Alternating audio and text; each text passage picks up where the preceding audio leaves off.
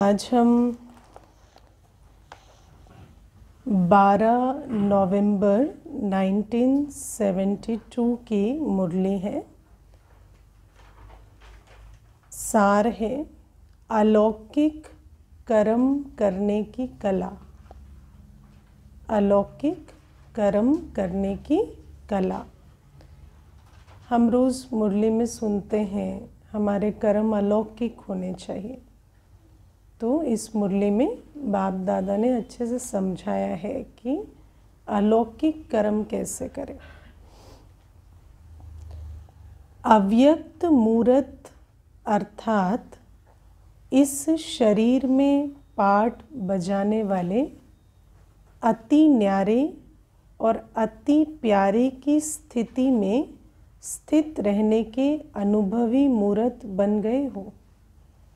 बाबा कहते हैं हमें कैसा बनना है? अव्यक्त मूर्त। माना इस शरीर में बैठे हैं, पाठ भी बजा रहे हैं, लेकिन जितना ही प्यार से, प्यार का बॉर्डर लाइन क्या होता है? अटैचमेंट, है ना। तो पूरे प्यार से, इन्वॉल्वमेंट से भी पाठ बजा रहे हैं, लेकिन जितना पाठ बजाते हुए इन्वॉल्व हैं उतने न्यारे भी हैं। ऐसी अव्यक्त मूर्त स्थिति में स्थित हो। बाबा कहते ऐसी स्थिति के अनुभवी मूर्त हो। हर समय मालिक और बालक दोनों ही साथ साथ पाठ बजाने में यत्न करने वाले नहीं, लेकिन सहज स्वरूप बन गए हो। हर समय मालिक और बालक का बैलेंस। अब आज इसको एक थोड़ा डिफरेंट तरीके से समझेंगे। हर समय जो सिचुएशंस होती हैं, जो भी बातें होती हैं, उसमें कई चीज़ों में मालिक बनना है, माना निर्णय लेना है, कुछ आपको करना है। कुछ ऐसी बातें होती हैं जो आप कुछ कर नहीं सकते, तो वहाँ बालक बनना होता है, एक्सेप्ट करना होता है। बालक क्या करता है? जैसा डिक्टेट किया जाए वैसा कर लेना। तो कई बातों में मालिक बनना इम्पोर्टेंट होता है, कई बातों में बालक बनना इम्पोर्टेंट होता है। लेकिन बाबा कहते सारे दिन में स्विच करना है ना, क्योंकि गड़बड़ कहाँ होती है? जहाँ कुछ नहीं करना है और कर लिया, या जहाँ करना चाहिए वहाँ नहीं किया। तो कई बार हम वहाँ एक्सेप्ट करते हैं जहाँ, है ना, कुछ करना चाहिए, और कई बार जहाँ कुछ नहीं करना है, एक्सेप्टेंस रखनी है, वहाँ बहुत हाथ पैर मार लेते हैं। तो बाबा हमें कहते हैं सारे दिन में ये बालक और मालिकपन का बहुत बैलेंस चाहिए, लेकिन इसमें भी परख शक्ति भी चाहिए। एक तो मालिक और बालक बनने की शक्ति चाहिए, क्योंकि संस्कार अगर मालिकपन के ज़्यादा हैं तो हर चीज़ में, है ना, कुछ करने की दिल होगी। बालकपन के ज़्यादा हैं तो जैसे कहेंगे गो विद द फ्लो, लेकिन ऐसे नहीं, गो भी नहीं हो रहा है, खाली स्लीप इन द फ्लो हो रहा है तो ये भी होता है।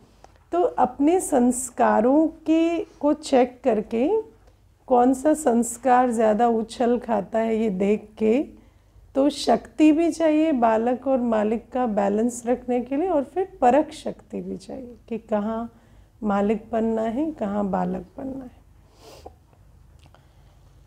तो बाबा कहते हैं ऐसा सहज स्वरूप बन गए हो, ये बैलेंस में सहज बन गए हो। वह मालिक बनते हो तो बालकपन भूल जाता है, वह बालक बनते हो तो मालिकपन भूल जाता है। अभी अभी मालिक, अभी अभी बालक, ऐसे बन सकते हैं। है बैलेंस कितनों में है? हाँ, अभी अभी मालिक, अभी अभी बालक। बाबा भी जिन बातों में कहता जिम्मेवारी लो लो, जिन बातों में कहता बाबा की श्रीमद् प्रमाण बस हाँ जी का पाठ बजाओ तो बजाओ। तो बाबा कहते अभी अभी कर्म योगी और अभी अभी देह से भी परे कर्म से भी परे लगन में मगन रहने वाले योगी बन सकते हो। जैसे कोविड आया तो अचानक सबको कर्म योगी का पाठ खत्म, है ना, ब्रेक। तो कभी कभी ड्रामा भी ऐसा करता है कि कभी कभी कर्म योग का पाठ है, कभी कभी सिर्फ योगी बनने का पाठ है ना। दुनिया में उस समय एक बहुत अच्छा मैसेज चलता था, when you can't go out go in, है ना। तो जब जो ऑप्शन नहीं है वो नहीं करो, जो है वो करो, है ना। तो बाबा कहते हैं कि अभी अभी कर्म योगी और अभी अभी बिल्कुल योगी, लगन में मगन, है ना।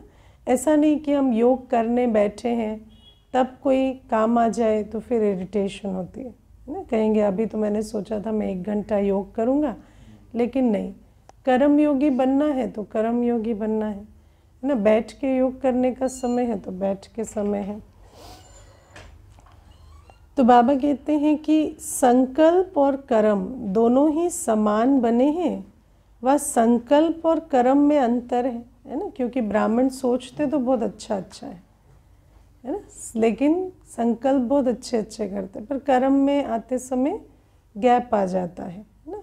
या जितना सोचते उतना नहीं कर पाते, या जैसा सोचते हैं वैसा नहीं कर पाते। तो बाबा इसको भी अव्यक्त मूर्त की स्टेज कहते हैं कि जितना सोचा, जैसा सोचा वैसा कर्म में आ गया। अब वो नेगेटिव नहीं होना चाहिए ना। कई बार एक बार एक भाई ने मुझे पूछा, मतलब जो सोचा वो कर्म किया तो कर्म योगी। तो मैंने कहा हाँ। तो फिर कहता मतलब वो नेगेटिव हो पॉजिटिव हो कुछ भी। तो मैंने नहीं ऐसा नहीं है ना। जो सोचा माना, पहले सोच भी श्रीमद् प्रमाण होनी चाहिए, है ना। तो बाबा कहते हैं संकल्प और कर्म दोनों ही समान बने हैं या संकल्प और कर्म में अंतर है। संकल्प किया और प्रैक्टिकल रूप में आया, ऐसी प्रैक्टिस हुई है।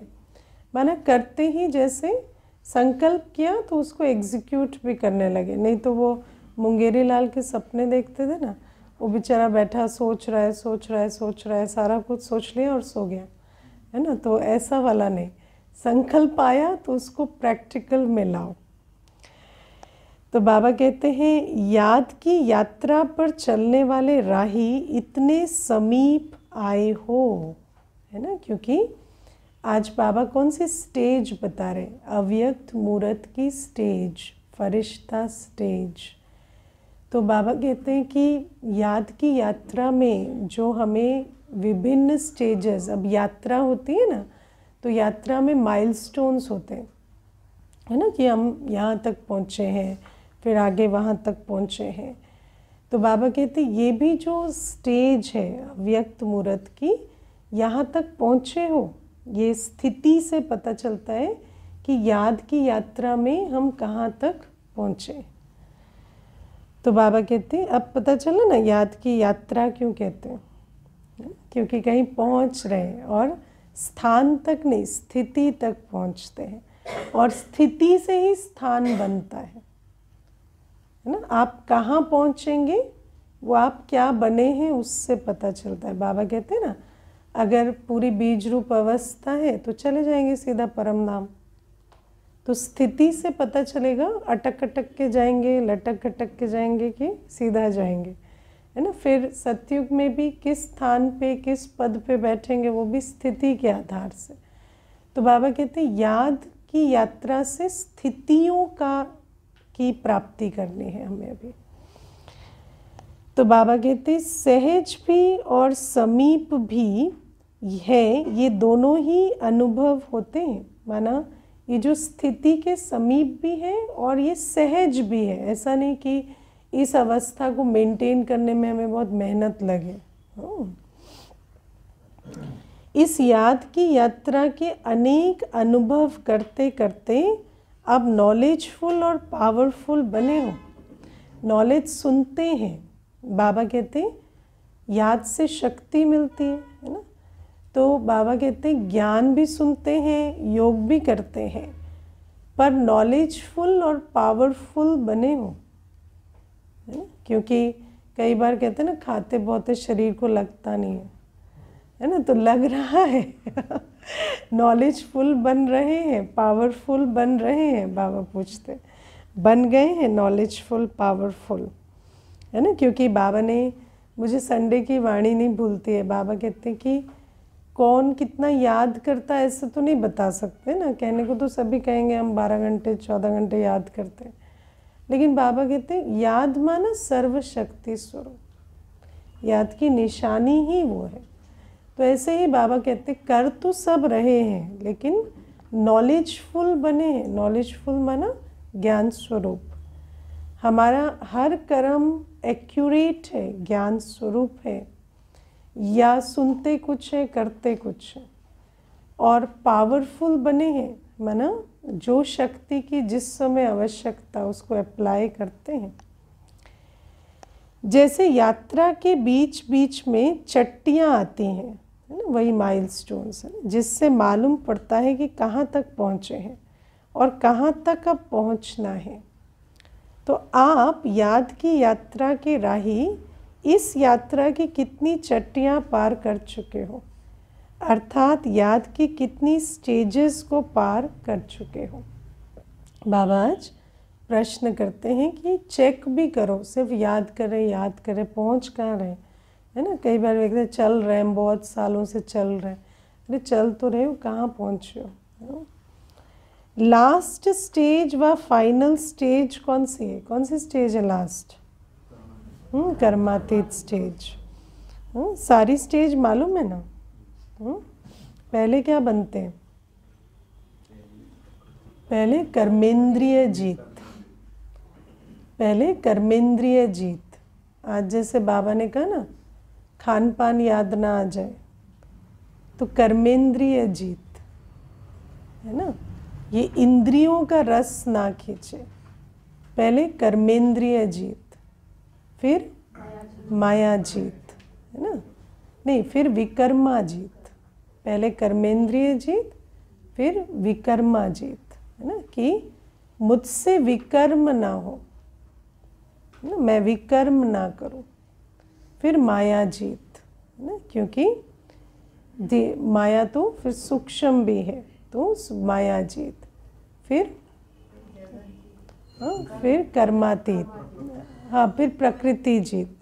वैसे प्रकृति जीत कर्मेंद्रिय जीत हाँ आ जाता है, लेकिन ठीक है। फिर प्रकृति जीत, फिर उसके बाद कर्मातीत, फिर जगत जीत, है ना। तो बाबा इसलिए ये सारी स्टेजेस हमें बताते हैं। तो कर्मेंद्रिय जीत बन गए। आज तो बाबा अव्यक्त मूर्त कह रहे हैं ना। लास्ट स्टेज है जगत जीत, है ना, माना फिर तो बाद में विश्व राज्य ही मिलेगा ना। तो बाबा कहते हैं कि लास्ट स्टेज व फाइनल स्टेज कौन सी है, उसको ऐसे ही स्पष्ट देख और जान रहे हो जैसे कोई वस्तु बहुत समीप और सम्मुख आ जाती है ना। समीप और सम्मुख कोई चीज़ हो तो पूरी क्लियर होती है ना। तो ऐसे लास्ट स्टेज को बिल्कुल समीप और सम्मुख देख रहे हो। अपनी कर्मातीत अवस्था का चित्र दिखाई देता है। आप कर्मातीत कैसे लगेंगे, कर्मातीत अवस्था में कैसा सोचेंगे, कैसी भावनाएं होंगी, कैसा अनुभव होगा, दिनचर्या कैसी होगी, अनुभव करते हो। कर्मातीत अवस्था का चित्र बुद्धि में आता है, किस किस को आता है ना। तो बनाना है, क्योंकि देखो जो चीज़ बुद्धि में नहीं आएगी उसको बनेंगे कैसे। तो बाबा कहते कि तो उसको सहज जान, देख रहे हो कि अभी देखने से दूर हो, है ना। तो पहले तो बुद्धि से दिखाई देनी चाहिए ना। देखते रहते हो, वहाँ सिर्फ जाना है। एक होता है जाना है, पॉइंट्स ऐसे ऐसे होना चाहिए, लेकिन देखते हो अपने आप को उस कर्मातीत स्टेज में देखते हो। कर्मातीत स्टेज की छवि क्या है? ब्रह्मा बाबा, है ना, फरिश्ता ब्रह्मा बाबा। बाबा की जो लास्ट स्टेज थी, तो बाबा की स्टेज कैसी थी? आज जैसे बाबा ने वर्णन किया है ना, न्यारा सो प्यारा, बिल्कुल अभी अभी न्यारा, अभी अभी प्यारा। अभी अभी कर्म योगी, अभी अभी बिल्कुल लगन में मगन, जैसे कहीं खो गए हो बाबा, है ना। तो बाबा कहते बालक सो मालिक, है ना।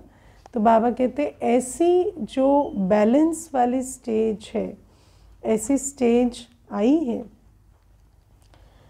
तो बाबा कहते कि वह इतना समीप और सम्मुख आ गए हो जो कई बार उस मंजिल पर पहुंच थोड़े समय का अनुभव भी करते रहते हो, है ना। सिर्फ दिखती है या यू लिव इट ऑल्सो, है ना। कई बार अनुभव में भी आता है, अनुभव होता है। फिर उसी अनुभव में रहते क्यों नहीं हो। देखो दुनिया में ना किसी को वैराग आता है तो वो छोड़ देता है ना। तो बाबा कहते राज ऋषि माना पूरे वैरागी भी हैं लेकिन पूरा कर्तव्य भी करे। दुनिया में कोई कर्तव्य करता है तो विकारों वश करता है। जब वैराग आ जाता है विकारों से तो कहता है हमें क्या करना है दुनिया में रह के, है ना। जंगल चले जाते। जब मेरे को ना लोभ है, ना मोह है, ना विकार की कोई आस है तो दुनिया में चलते, लेकिन तो जंगल में चले जाते हैं। लेकिन बाबा कहते हैं राज ऋषि कर्मातीत अवस्था कैसे होती है, पूरा वैरागी और श्रीमत प्रमाण हर कर्म भी करे। पूरा वैरागी है ना, ना कुछ चाहिए, ना कुछ कोई आस है, ना इच्छा है, ना कुछ है। लेकिन बाबा कहते पूरा कर्म भी करता है, पूरी जीवन सेवा भी करे, मर्यादा पर भी चले। ऐसे नहीं कि जब मुझे चाहिए नहीं तो मैं 4 बजे क्यों उठूं, है ना। तो बाबा कहते हैं ऐसा कर्मातीत बनना है। काम में करेंगे तो कहीं ना कहीं तो वो दिमाग में थॉट्स और वो माया नहीं। देखो हमें जैसे ये तो प्रोग्रामिंग है ना कि काम करेंगे तो बिना लोभ के काम कैसे करेंगे। लेकिन सबसे बड़ी बात है हम कर्म क्षेत्र पर हैं, कर्म क्षेत्र पर बैठे हैं ना, कुछ नहीं करेंगे, बैठे भी रहेंगे तो भी शरीर में दर्द होगा ना, वो भी कर्म है। तो कुछ कर रहे हैं तो उसके लिए लोभ ही मोटिवेशन क्यों, है ना। बात है मोटिवेशन की कि लोभ से क्यों करना है, करना है ना, करना है। आपको जो आता है वो आपको करना है, आप वही तो करेंगे ना। देखो अगर आपको ड्रेस डिजाइन करना है तो आप ड्रेस डिजाइन करेंगे, आप करेंगे, है ना। उससे हाँ आप जब करेंगे तो हाँ उसकी प्रॉफिटेबिलिटी है, वायबिलिटी, वो आप देख के करेंगे, मार्केट को भी देख के करेंगे। लेकिन फिर उसमें आप बुद्धि नहीं फंसाओ, है ना। आप ये समझो कि मैं कर्म क्षेत्र में हूँ, मुझे एक विशेषता मिली है, मुझे इस विशेषता से जो करना चाहिए वो मुझे करना। नहीं, बिकना चाहिए नहीं, ये वायबल होना चाहिए, ये वायबल होना चाहिए, है ना। मैं एक क्रिएटिव चीज़ बना रहा हूँ तो उसकी दुनिया में एक क्या कहें, दुनिया में किसी को पसंद आए। कपड़े तो हम दूसरे के लिए बना रहे हैं ना, तो किसी को पसंद आए ऐसा मुझे बनाना, बस, है ना। बाकी नहीं, पैसा बाय प्रोडक्ट। पैसा आप कमाना चाहे तो कमा लेंगे क्या? पैसा कमाना चाहने से पैसा नहीं कमा सकते, है ना। अच्छा काम करने से पैसा बाय प्रोडक्ट आता है ना। पैसा किसको मिलता है? जो पैशनेट होता है उसके पास पैसा आता है। पैसे का बहुत सिंपल नियम है, आप पैशनेट रहेंगे आप कभी गरीब नहीं रहेंगे, है ना। नहीं तो they are passionate about their own thing but not about serving. जैसे उन वायबिलिटी क्यों नहीं चेक कर रहे? क्योंकि उनको ये नहीं है कि क्या किसको चाहिए, जो सेवा भाव नहीं है। बस ये है कि मुझे अच्छा लग रहा है तो मैं कर रहा हूँ, नहीं। तो बाबा कहते धारणा भी चाहिए, सेवा भी चाहिए, ठीक है। तो ये हमें समझ कर चलना है। आप उस भावना से बना रहे हैं कोई चीज़ जो किसी को काम आए, तो वो प्रॉफिटेबल क्यों नहीं होगी? वो प्रॉफिटेबल होगी, है ना? तो बाबा कहते हैं कि बाबा आज कहते हैं कि या इतना सम्मुख अनुभव कर रहे हो स्थिति के कि कभी कभी, है ना, अनुभव भी हो जाती है, फिर उसी अनुभव में रहते क्यों नहीं हो? बाबा कहते हैं मानो कभी कभी कर्मातीत अवस्था का अनुभव होता है तो उसमें सदा क्यों नहीं रहते, है ना? वो बिगड़ती क्यों है? अनुभव होता है, बाबा कहते हैं स्थिति का अनुभव होता है, बाकी स्थित रहना नहीं आता, ऐसे है। सदा स्थित क्यों नहीं हो पाते हो? कारण पूछ रहे हैं बाबा। अब बाबा क्या कहते हैं, ध्यान देना। सर्विस व जो ब्राह्मणों के कर्म है, जिस कर्म को अलौकिक कर्म कहा जाता है, ऐसे अलौकिक कर्म व ईश्वरीय सेवा कभी स्थिति से नीचे लाने के निमित्त नहीं बन सकते ना, क्योंकि जब हम अलौकिक कर्म करते हैं तो श्रीमत प्रमाण करते हैं, और श्रीमत की मर्यादा के अंदर कभी भी स्थिति बिगड़े ऐसा नहीं हो सकता ना। आप जैसे ही चेक करेंगे क्या मैंने श्रीमत का उल्लंघन किया, नहीं, तो आपको बाबा का प्यार, शक्ति सब अनुभव होगा। तो बाबा कहते हैं अगर कोई को ऐसे अनुभव होता है कि अलौकिक कर्म के कारण नीचे आते हैं, तो उसका अर्थ है कि उस आत्मा को अलौकिक कर्म करने की कला ही नहीं आती है ना। कई बार कर्म तो हम कर रहे हैं, ज्ञान सुनने का या संबंध संपर्क में आने का या, है ना, सेवा करने का, लेकिन उसमें यदि हम अलौकिकता से नहीं कर रहे, है ना, एक प्रोजेक्ट की तरह करते चले जा रहे हैं, तो फिर उसमें वो अलौकिकता ना होने के कारण स्थिति नीचे ऊपर होती है, क्योंकि वो फिर उसी चीज़ से कर रहे हैं ना, वही ऊपर नीचे की अवस्था की, वही जो मोटिवेशन है वो वही रह रहा है विकारों का। जैसे कला दिखाने वाले कलाबाज व सर्कस में काम करने वाले हर कर्म करते हुए हर कर्म में अपनी कलाबाजी दिखाते। सर्कस वाले क्या करेंगे, टर्न भी लेंगे तो कलाबाजी से, हाथ भी घुमाएंगे तो कलाबाजी से, उन्हों का हर कर्म कला बन जाता है। तो क्या आप श्रेष्ठ आत्माएं, कर्म योगी, निरंतर योगी, सहयोगी, राजयोगी, हर कर्म को न्यारे और प्यारे रहने की कला में नहीं कर सकते हो? हर कर्म को, है ना, क्योंकि ब्राह्मण माना हर कर्म अलौकिक कर्म है, तो हर कर्म में न्यारा और प्यारा रहने की कला। सुना, अलौकिक कर्म करने की कला माना क्या? हर कर्म करते न्यारा और प्यारा रहने की कला। जैसे उन्हों के शरीर की कला देखने के लिए कितने लोग इच्छुक होते हैं, आपकी बुद्धि की कला, अलौकिक कर्म की कला देखने के लिए सारे विश्व की आत्माएं इच्छुक बनकर आवेंगी, है ना। जब वो एक्टर की ने शरीर छोड़ा था, है ना, तो माता जो थी वो उन्हों को कहा कि जाकर आप शरीर देखो, तो उन्होंने कहा कि वो तो बॉडी है ना, उसको क्या देखना है, वो तो चला गया, अभी उसको देखने क्या जाना है।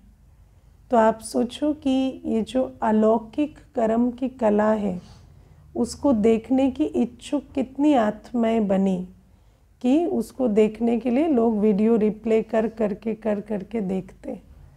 तो बाबा कहते ये जो सारी परिस्थितियों में न्यारा और प्यारा रहना, है ना, बाप का प्यारा भी रहना, कोई श्रीमत का उल्लंघन भी नहीं, है ना, जो भी बाबा कहता है वो करते भी रहना और न्यारा भी रहना। तो बाबा कहते ये जो कर्तव्य है ना, ये देखने के लिए सारी दुनिया इच्छुक होगी। तो क्या अब ये कला नहीं दिखावेंगे? सारी दुनिया यही तो देखना चाहती है। जैसे वो लोग शरीर के कोई भी अंग को जैसे चाहे, जहाँ चाहे, जितना समय चाहे कर सकते हैं, यही तो कला है ना। आप सभी भी बुद्धि को जब चाहो, जितना समय चाहो, जहाँ स्थित करना चाहो वहाँ स्थित नहीं कर सकते हो। कि कोई बात खींचेगी, कोई वस्तु, व्यक्ति, वैभव खींचेगा, या जहाँ बुद्धि को लगाना चाहो, शांति धाम में तो शांति धाम में, बाबा के पास नॉलेजफुल स्थिति में, ज्ञान सागर के पास तो बुद्धि नॉलेजफुल हमेशा रहे, तो ऐसा कर्म नहीं कर सकते हो। वो है शरीर की बाजी और ये है बुद्धि की बाजी, है ना। लेकिन जैसे शरीर की बाजी दिखाने वाला कितना अभ्यास करता है शरीर का, ऐसे हमने इतना याद का अभ्यास किया है, इतना बुद्धि को विभिन्न अवस्थाओं में एकाग्र किया है कि हम ये बाजी जब भी किसी भी परिस्थिति में दिखा सके। तो बाबा कहते इतना अभ्यास किया है, तो वो है शरीर की बाजी, ये है बुद्धि की। जिसको ये कला आ जाती है वही 16 कला संपन्न बनते हैं। इस कला से ही अन्य सर्व कलाएं स्वतः ही आ जाती है ना। क्योंकि सर्व कलाएं कैसे आएंगी? जब आप सब कुछ उसी सुंदरता के साथ करेंगे ना। साधारण से साधारण कर्म, विशेष से विशेष कर्म, जो भी मिला वो आप परफेक्टली कर सकें, परफेक्ट स्टेज में, तब तो 16 कला संपूर्ण बनेंगे। अब क्या है, कोई भी काम करने जाएंगे तो विघ्न तो आएंगे, है ना। अब उन विघ्नों में अगर आप अपनी स्थिति को ठीक नहीं रख सकेंगे तो फिर 16 कला संपूर्ण कैसे बनेंगे? क्योंकि बीच में ही, है ना, क्विट करना पड़ेगा फिर। तो बाबा कहते ऐसे एक देही अभिमानी स्थिति सर्व विकारों को सहज ही शांत कर देती है। ऐसे ही बुद्धि की कला सर्व कलाओं को अपने में भरपूर कर सकती है, वह सर्व कला संपन्न बना सकती है। देही अभिमानी स्थिति विकारों को शांत कर देती है। जैसे सर्वगुण संपन्न 16 कला संपूर्ण निर्विकारी है। तो संपूर्ण निर्विकारी बनने का फॉर्मूला क्या है? देही अभिमानी बन जाओ, आत्मा के अंदर विकार नहीं, है ना, आत्मिक स्थिति में निर्विकारी। ऐसे ही बाबा कहते अगर ये बुद्धि की कला आ गई ना तो फिर इससे क्या बन जाएंगे? 16 कला संपूर्ण। अगर आप अपनी बुद्धि की एकाग्रता को मेंटेन कर सकेंगे तो सारे विघ्न टल के फिर आप अपने जो भी आपकी जो सत्युगी कलाएं चाहिए वो आप धारण कर सकेंगे। तो बाबा कहते हैं तो इस कला में कहाँ तक अभ्यासी व अनुभवी बने हो। अभी अभी सभी को डायरेक्शन मिले कि 1 सेकंड में अशरीरी बन जाओ, तो बन सकते हो, बनो भाई।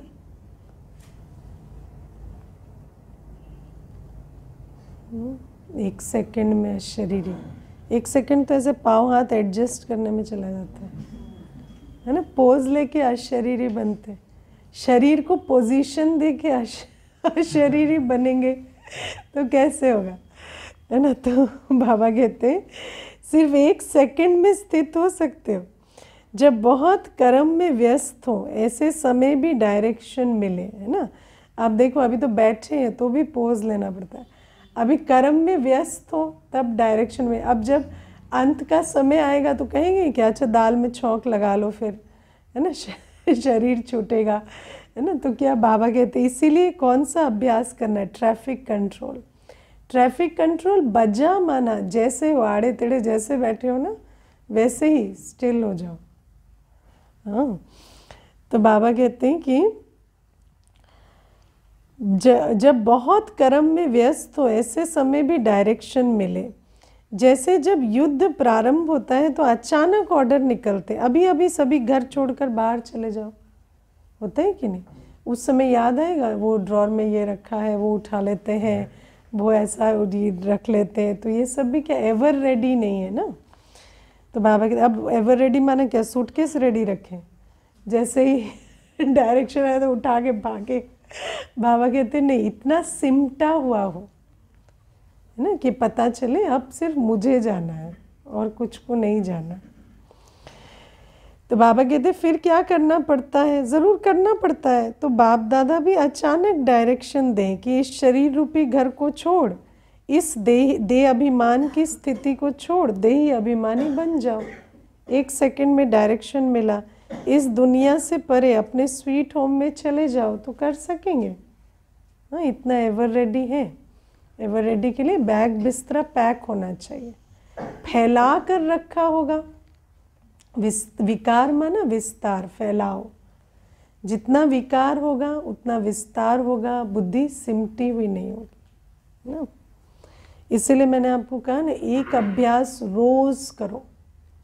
मैं आत्मा हूँ, मैं अकेले आती हूँ, अकेले जाती हूँ। मैं ना कुछ लेकर आती हूँ, ना मुझे साथ कुछ लेकर जाना है। I don't want anything, I have nothing to lose. ये अभ्यास आपको बहुत शक्ति भरता। तो बाबा कहते हैं कि युद्ध स्थल में रुक तो नहीं जाएंगे, युद्ध करते करते ही समय तो नहीं बिता देंगे कि जावे ना जावे, जाना ठीक होगा व नहीं, ये ले जावे व छोड़ जावे, इस सोच में समय गंवा देते हैं। ऐसे ही अशरीरी बनने में अगर युद्ध करने में ही समय लग गया तो अंतिम पेपर में मार्क्स व डिवीजन कौन सा आएगा? अगर युद्ध करते करते रह गए तो क्या फर्स्ट डिवीजन में आएंगे अंत में? हाँ, सबको पता है नहीं आएंगे। फिर तैयारी क्यों नहीं करते? ऐसे उपराम एवर रेडी बने हो, सर्विस करते और ही शक्तिशाली स्थिति हो जाती है ना। क्योंकि देखो दुनिया में तो बाबा कहते ना, मान अपमान हानि लाभ निंदा स्तुति यश अपयश सुख दुख जीवन मृत्यु, है ना, जय पराजय के ऊपर जाना है। और सर्विस में बहुत सारी ऐसी बातें आती हैं जिसमें आपको इनसे ऊपर जाना पड़ता है ना, या तो जाना पड़ता है या ठहर जाना पड़ता है। तो बाबा कहते हैं कि ऐसे सर्विस में स्थिति शक्तिशाली होती है ना। दुनिया में कहते हैं what doesn't kill you only makes you stronger. तो आइदर यू गेट किल्ड और यू गेट स्ट्रॉन्ग। लेकिन अगर आप मारे जाएंगे या शक्तिशाली बनेंगे वो आपकी स्थिति के ऊपर है, वो दूसरा डिटरमिन नहीं करता, वो आप डिटरमिन करता है। हाँ, व्हाट डजंट किल यू, हाँ, ओनली मेक्स यू स्ट्रॉन्गर, है ना। इफ अगर कोई परिस्थिति आई, अगर आप उसमें मर गए ना, ख़त्म हो गए तो ख़त्म हो गए, और अगर आप नहीं हुए तो despite everything you will rise and B stronger, क्योंकि आपके पास एक्सपीरियंस भी है। बड़ी-बड़ी परिस्थिति आ रही है। हाँ, एक में अगर एक आदमी डगमगा गया तो हाँ, एक ठीक है। नहीं, डगमगाया भी, देखो डगमगाया भी, डगमगाया या गिरा वो भी फर्क है। डगमगाया पर संभल गया। बाबा कहते हैं ना, बहुत सारी तूफान आएंगे अंदर, लेकिन कर्मों में नहीं लाना ना। बहुत सारे तूफान आएंगे लेकिन कर्मों में नहीं लाना, फिर भी इट इज़ वेरी गुड, ठीक है। तो बाबा कहते हैं क्योंकि आपकी श्रेष्ठ स्थिति ही इस समय की परिस्थितियों को परिवर्तन में लावेगी ना। परिस्थिति को कुछ बदल सकता है तो सिर्फ स्थिति, और कब तक पता नहीं। क्योंकि परिस्थिति बहुत समय भी ले सकती है, लेकिन आपको स्थिति को मजबूत रखते जाना पड़ेगा। तो सर्विस करने का लक्ष्य क्या है? किस लिए सर्विस करते हो? परिस्थितियों को परिवर्तन करने लिए ही तो सर्विस करते हो ना। परिस्थिति की वजह से रुकने के लिए सर्विस नहीं करते हो, परिस्थिति को ही परिवर्तन करने के लिए सर्विस करते हो। यही तो दूसरों को सिखाते हो। सर्विस माना क्या? सबको यही तो सिखा रहे हैं ना, स्वस्थिति परिस्थिति से ऊंची है। तो अगर अपनी परिस्थिति में रुक जाए तो फिर वो सर्विस कहाँ हुई? फिर तो कहने वाला जो कह रहा है वो कर नहीं रहा है। तो बाबा कहते सर्विस में स्थिति साधारण रहे तो वो सर्विस हुई नहीं। इस याद की यात्रा की मुख्य 4 सब्जेक्ट्स हैं, जिसे चेक करो कि कहाँ तक पहुँचे हो। पहली स्थिति थी वो अब भी कोई कोई की है, वो क्या? वियोगी। देखो यात्रा की आज बाबा डिफरेंट स्टेज बता रहे हैं। पहली जो फर्स्ट स्टेज में जब हम आते हैं तो हम कैसे? वियोगी हैं। वियोगी माना बाबा को नहीं जानते, हमारा बाबा से योग नहीं है, भगवान के आइडिया के साथ योग है ना। तो पहली स्टेज है वियोगी। दूसरी स्टेज है वियोगी के बाद योगी बनते हैं ना, बाबा के साथ, बाबा और मेरा अलाइनमेंट होने लगा है ना। पहले तो मुरली एक चलती, समझ में दूसरा आ रहा होता है ना, सब टेंजेंट जा रहा होता है, और उसके बाद धीरे धीरे अच्छा बाबा ये कह रहा है, ये समझ आने लगता है, अच्छा ये करना है, ये समझ आने लगता है। माना आप और बाबा एक फ्रीक्वेंसी पे आने लगे, इसको कहते हैं योगी। हाँ, तीसरी स्टेज योगी के बाद सहयोगी बनते। उसके बाद सहयोगी, बाबा को अपने तन मन धन का सहयोग देना शुरू करते, बाबा के आधार से तन मन धन चलाने लगते हैं। जब बाबा की श्रीमत पर हम तन मन धन चलाते हैं ना, तो जैसे बाबा के कार्य में सहयोग मिलता जाता है ना। बाबा के हिसाब से उठते बैठते खाते पीते जो भी करते हैं श्रीमत प्रमाण, तो यज्ञ को सहयोग मिलता जाता है। तो बाबा कहते योगी के बाद सहयोगी बनते, सहयोगी बनने के बाद लास्ट स्टेज है सर्व त्यागी बनते। ये बहुत इंटरेस्टिंग है। सहयोगी बनना माना हाँ, बाबा जो चाहता है वो कर रहे हैं, लेकिन साथ साथ वो भी कर रहे हैं जो हम चाहते हैं, है ना। मैं कई बार इस बात को विचार करती हूँ कि बाबा जो कहता है करना मुश्किल नहीं है, लेकिन सिर्फ बाबा जो कहता है वो ही करना बहुत मुश्किल है ना। क्योंकि सहयोगी तो बन जाते हैं कि ठीक है चलो बाबा 18 घंटे तुम्हारे 6 मेरे, है ना, और वो 18 में सोना वाला भैया है ना, तो बाकी जगे हुए में 6 मेरे, है ना। 6 घंटे अपने हिसाब से चलेंगे, 18 तुम्हें दे देंगे, उसके बीच में सोएंगे, 8 घंटे सो जाए बाबा, है ना, ठीक है। तो अपने हिसाब से हमने एक एग्रीमेंट कर लिया है। लेकिन सर्वांश त्यागी, सब कुछ त्यागना, जो श्रीमत के विरुद्ध है वो नहीं करना, जो श्रीमत में है वो करना, और जो श्रीमत के विरुद्ध है वो नहीं करना। इन दो बातों में बहुत अंतर है। सर्वांश त्यागी, सर्वांश त्यागी के लिए ना पूरा देह अभिमान त्यागना पड़ता है ना। इसीलिए थोड़ा भी छिपा के रखना बहुत ना, वो बड़ा मुश्किल है। कई बार व्यक्ति क्या करता है कि थोड़ा बहुत तो, थोड़ा क्रोध तो रखना पड़ेगा, थोड़ा रोब तो, थोड़ा ईगो तो रखनी पड़ेगी, है ना। लेकिन सर्वांश त्यागी, इन 4 सब्जेक्ट्स को सामने रखते हुए देखो कि कितनी पौड़ियाँ पार की है और कितने तक ऊपर चढ़े हो। वियोगी से योगी बने, योगी से सहयोगी बने, सहयोगी से सर्वत्यागी बने, या कहाँ किस पायदान पर हो। क्या अभी तक भी बार बार कब वियोगी तो नहीं बनते हो? हाँ, बाबा को सब पता है ना, कि ये बात तो करेंगे तीसरी चौथी स्टेज की, लेकिन इनका पहली का भी भरोसा नहीं है ना, वियोगी बन जाते। विघन योग युक्त अवस्था को समाप्त कर देता है ना, कर सकता है, पूछते हैं बाबा। विघन आया तो ऐसे तो नहीं कि बाबा को ही छोड़ देंगे, है ना।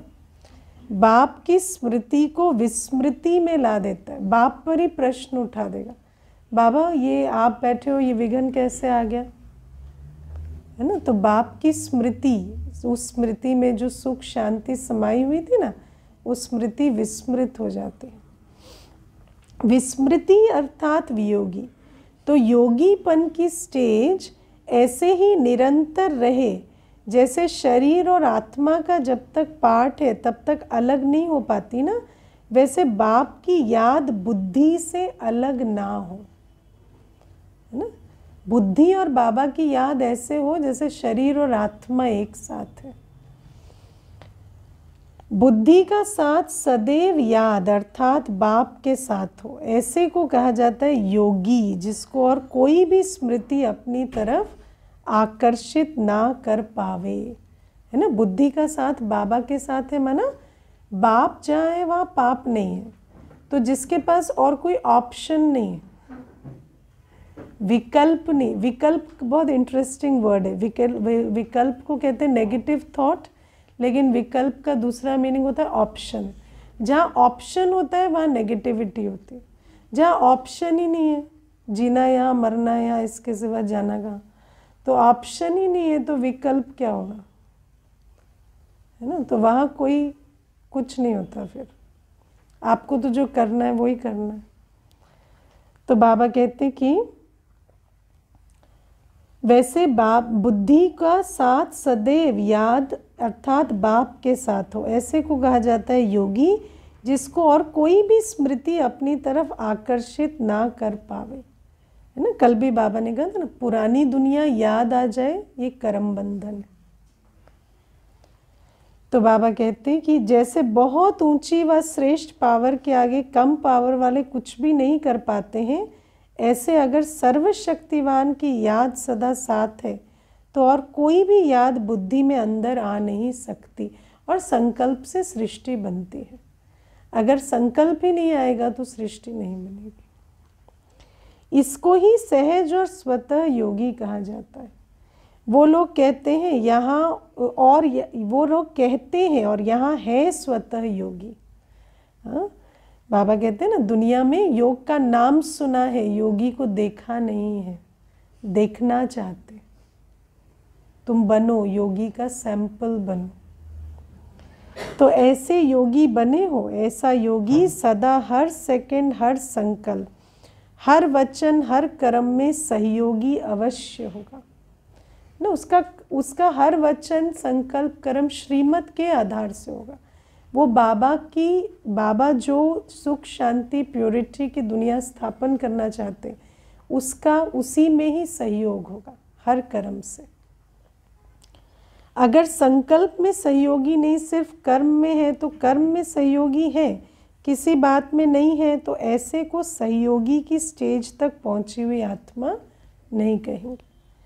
एक संकल्प भी सहयोग के बिना चलता है, इसको व्यर्थ कहेंगे। जो संकल्प हमारी जो वाइब्रेशन बाबा क्रिएट करना चाहता है उसमें कंट्रीब्यूट नहीं करता, वो व्यर्थ संकल्प है। जो व्यर्थ गंवाने वाले होते हैं वो कब किसके सहयोगी नहीं बन सकते, स्वयं में शक्तिशाली नहीं बन सकते। ऐसे सर्व स्नेही सहयोगी सर्वांश त्यागी व सर्व त्यागी सहज ही बन जाते हैं। जबकि भक्ति में भी सिर्फ कोई ईश्वर के अर्थ दान करते हैं तो उनको भी विनाशी राजपथ की प्राप्ति होती है ना। दुनिया में भी जिसने किया उसको मिलता है। तो सोचो, जो हर संकल्प और सेकंड ईश्वरीय सेवा के सहयोग में लगाते हैं उसकी कितनी श्रेष्ठ प्राप्ति होगी। ऐसे महादानी सर्वत्यागी सहज ही बन जाते हैं, क्योंकि जितना भरपूर होगा उतना त्याग इजी हो जाएगा ना।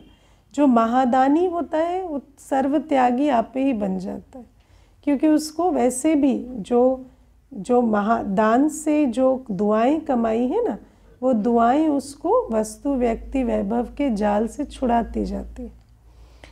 ऐसे सर्वत्यागी वर्तमान और भविष्य में सर्वश्रेष्ठ भाग्यशाली बनते हैं ना। सिर्फ भविष्य में नहीं, वर्तमान में भी भाग्यशाली।